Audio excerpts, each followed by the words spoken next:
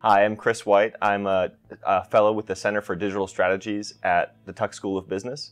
And I'm here today with David Chemerow, who is the CFO and CEO of Rentrak and also a former Tucky T'75. David, thank you so much for being here. Thank you, Chris. Happy to be here. So just for a quick overview, describe to us what Rentrak does and how it fits into the world of entertainment.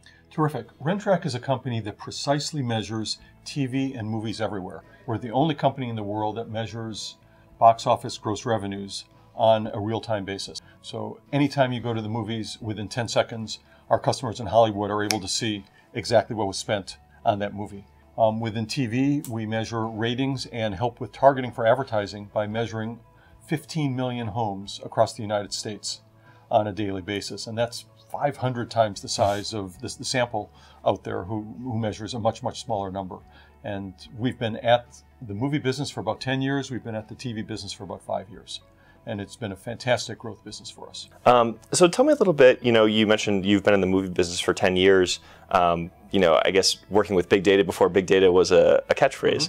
Mm-hmm. Tell us a little bit about the company's experience working with big data and maybe whether that's accelerated over the past couple of years and what impact that's had. Well, our work in the movie business has been the basis of our work in TV. And the key for us is we've had to learn how to be blazingly fast with everything we're doing with our analysis. Mm-hmm. And so we learned how to do the kind of data processing and the kind of data structure work in the movie side, and we've then taken that like on steroids for the TV side. In order to handle 15 million households, which is some 35 million or so TVs on a daily basis, and what we're getting is every click of the remote that we have to process, there's massive amounts of data to be processed.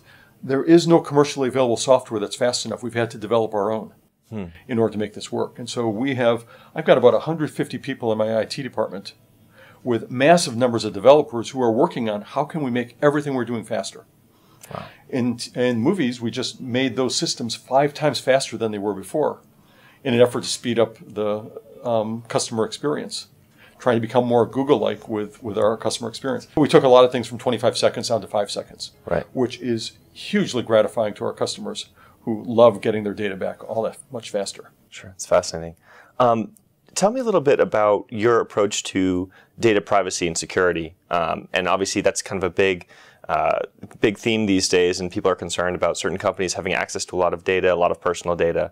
Tell us about your approach to that. Sure. We have access to a lot of personal data, but what's interesting is we have no personally identifiable information, no PII. So we don't have any names and addresses anywhere in any of our databases. So what we have is set-top box numbers, 5-digit zip codes, and tons of personal information. So we have information like household income, cars that people own, products they buy, drugs that they take, but there's no names and addresses. So it's all linked anonymously and linked by an outside party on set-top box. So if somebody broke in and stole all our data, they couldn't do anything with it because just to know it's set-top box 1, 2, 3, 4, 5, some big 15-digit set-top box number, what are you going to do with that? There's no mischief that can be done. So we love what we're doing because we're absolutely in compliance with all the laws, and it's perfectly safe from the standpoint of the way that we're processing it. But we let the advertisers then get the benefit of associating the viewing with the personal characteristics so they can better target their ads towards those households. Interesting. Yeah, it's a very interesting approach given the issues with Sony and Home Depot and some of the other players in the market who have suffered data breaches, and I think the big part of the issue with that is the personal identifiable information. Absolutely. Tell us about maybe, you kind of already dispelled one myth about viewing behavior in the sense that only 2% is kind of over the top and not traditional viewing. What are other kind of myths that people have or perceptions people have about viewing habits these days that might be overinflated or inaccurate that you have an insight on based on your data? One of the myths is that everybody only watches on DVR and they fast forward through every commercial. That's not the way it works. Yeah. Today, 86% of all of the viewing from a cable operator, so that is normal MSO viewing through a set-top box, 86% is actually viewed live. Wow. 13% is viewed on DVR, and 1% is viewed on video on demand. Now, it can vary some between cable systems, and maybe it's as high as 25%, but there's a lot of people who view live, whether it's sporting events, whether it's shows they want to tweet or Facebook on, because you don't want to be 15 minutes behind your friends, you're going to have a spoiler in terms of what's really going on with the show. And as a result, there is more live viewing than one would think. Also, students tend to be more technologically advanced than a lot of the perhaps older people. And as a result, some of them may desire to speed through the commercials. Others just say, you know, it's part of the cost of viewing the show. I don't mind that much watching the commercials. Sure. And then you have events like the Super Bowl where the commercials are almost more important than the game. Because what we see from our data is, because we can track second by second what's happening, sure. We see normal viewing, and then there's a dip during the commercial and then back up. During the Super Bowl, there's actually an increase during some of the commercials as people go back and rewind their DVR to see the commercial again. And so you actually see a slight increase during the commercial pods as opposed to a decrease. That's really interesting. And I think it's interesting, another thing you kind of brought up was the influence of Twitter and social media in the sense that, you know, there are advantages to being able to watch a show whenever you want it. But when you have all this social media where people are reacting to shows in the moment, it's actually more valuable to the consumer to watch it live and see it as it comes in. It is, although you can also get a distraction factor. Sure. Because if you're tweeting about the show, that's fine. If you're just doing other email or tweeting about something else, you're not paying as much attention to either the show or the commercials. So it can all cut both ways. But advertisers are getting very smart with this. They're beginning to spend a lot more money on product placement. Now we call it branded entertainment, to put their products inside the show. And as an example, think of the Coke cups up during American Idol is one of the most popular embodiments of that. But you also have a lot of autos in various sitcoms. Apple computers or Dell computers in various other kinds of shows. They pay millions of dollars to get that placement. We have units that measure how that works. Oh, interesting. So we can measure how many households are watching second to second for every second that Coke cup is up. We can measure the quality of the placement qualitatively. Is it in the front? Is it in the back? Did they spit in the Coke cup? Did they say something bad about Coke? Something good about Coke? Did they get into the car? Sort of showing some of the features off. Think of Ray Donovan in Showtime. Yeah. The Mercedes is an element of that show, is a character in that show. Well, there's a lot of value there. And so we can ascribe value to those kinds of situations. And it's a very popular unit because right now, $35 billion was spent in the United States on product placement last year. $75 billion was spent on all TV commercials. Now, the product placement number does include some movies, but still, that's a massive number as advertisers begin to push more into product placement to offset some of the ad skipping that's otherwise going on. Got it. That's really fascinating. Talk a little bit more about other kind of strategies advertisers are taking in addition to product placement in order to kind of get around the distraction and the fact that people are viewing on multiple devices or kind of the dual screen where you have an iPad in your lap and the TV's on the background. The most popular reason for buying our products is to help advertisers better target their ads. Most ads using sample currency are bought based on age and sex. And age and sex can work great for certain things. It work great for Coke, trying to say I want to advertise to a portion of the population. It does not work very well for auto dealers or auto manufacturers selling their products. They love to sell to make and model. So if I'm a Mercedes owner, Mercedes dealer selling C-Class Mercedes, how do I do that with age and sex? What's age and sex for an entry-level Mercedes? 25 to 54 men and women? That's the whole United States adult population. There's no targeting involved. You're just throwing your ad out there.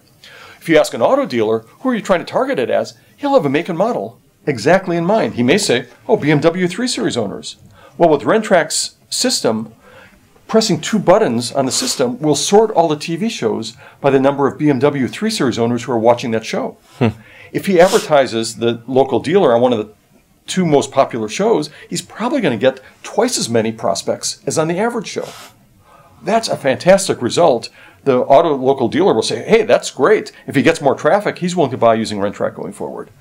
And local auto is 25% of all local TV ad revenue.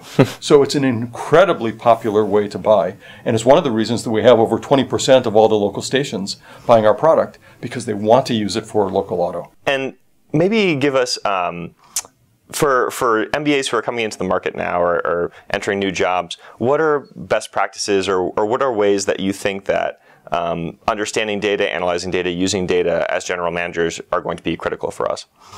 It's an unusual skill to know how to work with data. Think back to 20, 30 years ago, a lot was done on gut. There was some analysis being done. We all learned how to present value leases or do other kinds of financial analysis. Sure. Today, there's a different kind of skill for how do you actually deal with the data? How do you figure out what kind of data makes sense? How do you then get the data? How do you analyze the data? We've got whole departments filled with PhDs and data scientists who are crunching and analyzing data to come up with the factors we need to make our data be accurate and to have it work well. And so picking up some of that skill, not so much necessarily I know exactly how to crunch it, but I know how to manage it. I know how to work with it is a terrific skill. And I don't know if there's a course for that or if it's just something that one has to do in a job to gain that sort of experience. Yeah, I think there's some things that Tux is offering right now, but yeah, I'm sure part of it is experience as well. Talk to us a little bit about your international presence and all the things that you do worldwide. Sure. We operate in 41 countries from the movie data collection business, which are most of the countries that have any movie theaters. We have 95% of all the movie theaters in the world we collect the data for.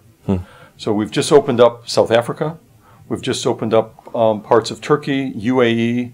We're about halfway through India right now. We'll be done with it by the end of the year in terms of having at least 95% of all the theaters in India. We have already 95% of all the theaters in China. We've been there for a couple of years.